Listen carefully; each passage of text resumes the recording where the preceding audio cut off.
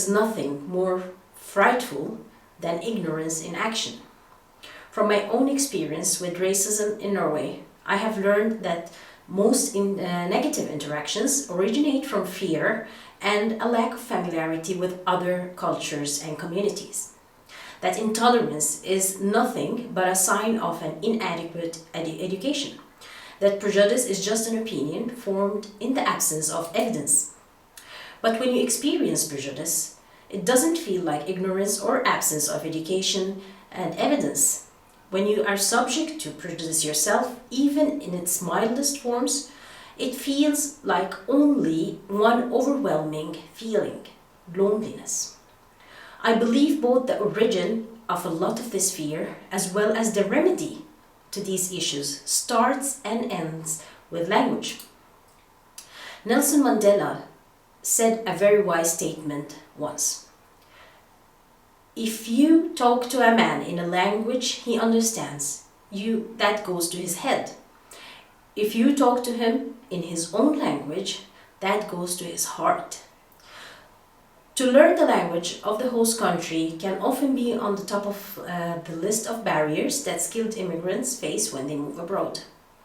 And rightly so. Language forms the base of your socio-cultural inclusion, your career, and your whole experience understanding a new culture and society. As an immigrant, you're making your way through a long, tedious list of things to settle in. To begin with, it's the logistics of the moving. Setting up a new home, getting the kids to kindergarten or school, getting a car, or figuring out public transport, and other necessities to get life up and running. Then there is the part of having no friends, missing home, the smells you're used to, and missing everything familiar. That's a big emotional climb hill for many. For many immigrants who move abroad voluntarily or involuntarily, there is also the stress of having no job or becoming employable in a strange, unfamiliar economy. Add to all of that the handicap of not speaking the local language, and it leaves one feeling crippling and frustrating that where do I even begin? Of course, learning a language as an adult can be challenging in itself. It's a lot of unlearning and relearning, throwing yourself into a new cultural mindset, and needless to say, it takes time and a very mighty conscious effort. But rising to this challenge is most definitely worth it, and I can vouch for that. It does much more to help you fit in. It helps you feel a sense of belonging, helps to decode the new culture and society around you, helps you make friends, and so much more. And I'm definitely not alone. There are a lot of talents who live themselves authentically and at the same time include themselves in the host community and be included. It's a two-way life goal. So for me, the country's language is one side of the dice of the cultural system, with food, clothing, music, art, and history being the rest. If you take away language, our ability to understand sarcasm, politics, irony, and humor disappears. We lose the ability to be witty or let our personalities shine. We can't connect with people the same way as we would love to in our own language. An immigrant's ability to speak the local language is also a significant gesture, and even the attitude to try opens welcoming doors.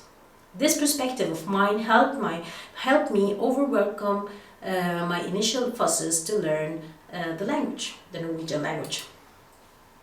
For the most, also in many sectors, the working language in Norway is Norwegian. That especially applies in the healthcare sector, where one has to communicate with patients.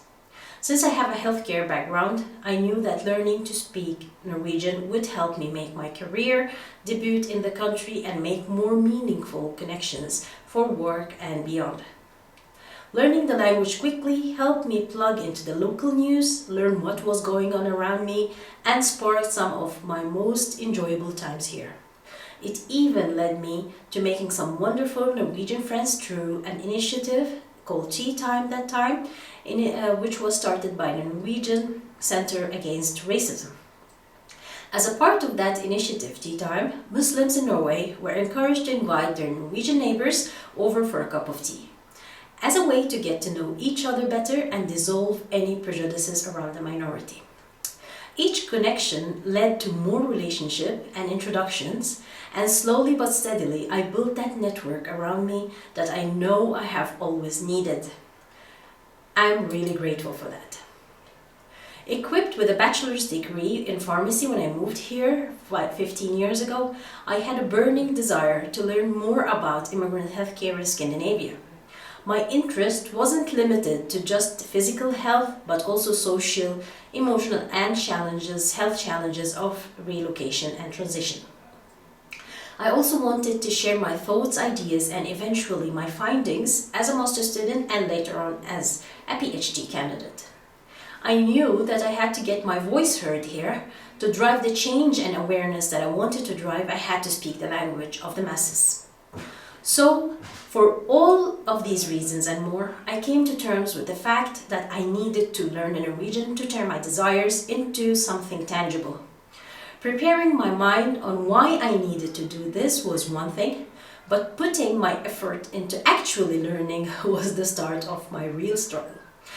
Learning a language can be a tough feat for most, and it was for me too.